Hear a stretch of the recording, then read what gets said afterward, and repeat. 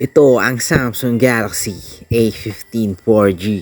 Isa sa entry-level budget phone ng Samsung ngayong 2024. Tara, reviewin natin. Sa usapang price muna tayo mga tropa.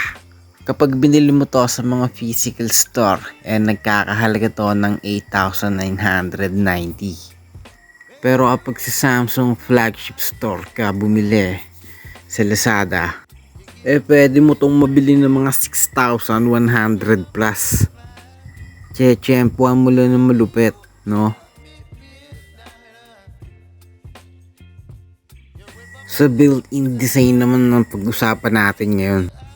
Dito sa right side niya, nandito yung power button, fingerprint scanner, tsaka volume rocker niya.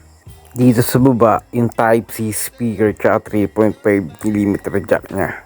Dito sa kabila, yung SIM card tray niya na isang hybrid na pwede mong lagyan ng dalawang SIM card o kaya isang SIM card tsaka isang micro SD card. Nandito naman sa taas yung microphone niya. Eto naman yung tatlong camera niya nakahilera. Nakatabi yung LED flashlight. Color light blue nga pala to. Usapang display naman mga katropa. Meron siyang 6.5 inches Super AMOLED Full HD na may 90Hz refresh rate at U-shape match para sa front camera niya. Yung bezels niya sa sides medyo thick, tapos yung chin niya naman may pagka-thickness din talaga. Pero okay na sa akin yun. Ang nangingibabaw din naman kasi dito yung screen niyang Super AMOLED, tapos naka Full HD, tapos 90Hz pa. Saan ka pa?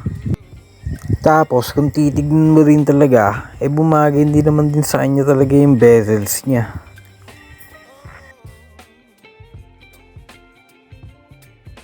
Sa speaker naman tayo ngayon. Check this out.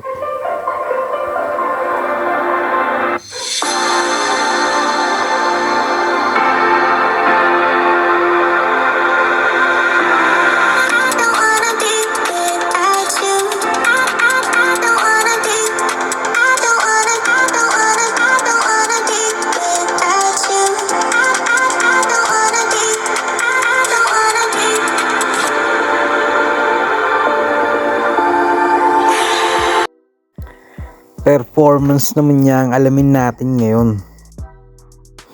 Ang chipset niya nga pala MediaTek Helio G99 6nm octa-core processor. Kung sa basic stuffs lang, good na tong processor na to. Simpleng light gaming, movie trip, sound trip, okay na to. Tapos kahit anong social media, no, kaya itong patakbuhin. Tapos kahit araw-araw ka pa may shopping sa Lazada tsaka sa Shopee, walang problema sa processor na to. Pero kung hardcore gamer ka, hindi pwede to.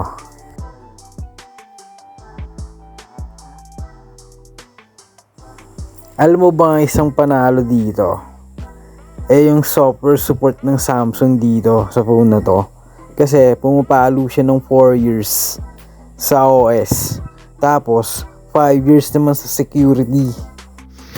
Kaya doon pa lang masasabi ko ng panalo ka na dito sa phone na to. 4GB nga pala yung RAM nito. Tapos 128 yung internal storage niya. Sa camera naman tayo. Meron siyang wide lens na 50MP, tapos 5MP na ultra wide, tapos yung macro lens niya naman tipong 2MP. Ito nga pala yung mga photos na nakuha ko.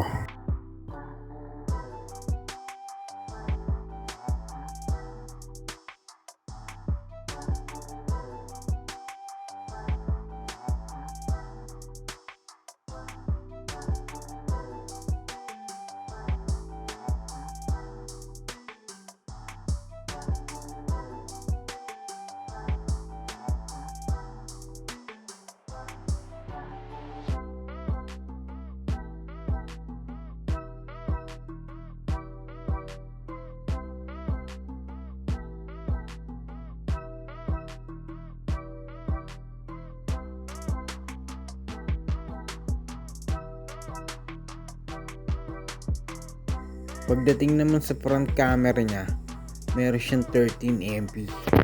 Ito nga pala yung mga photos na nakuha ko.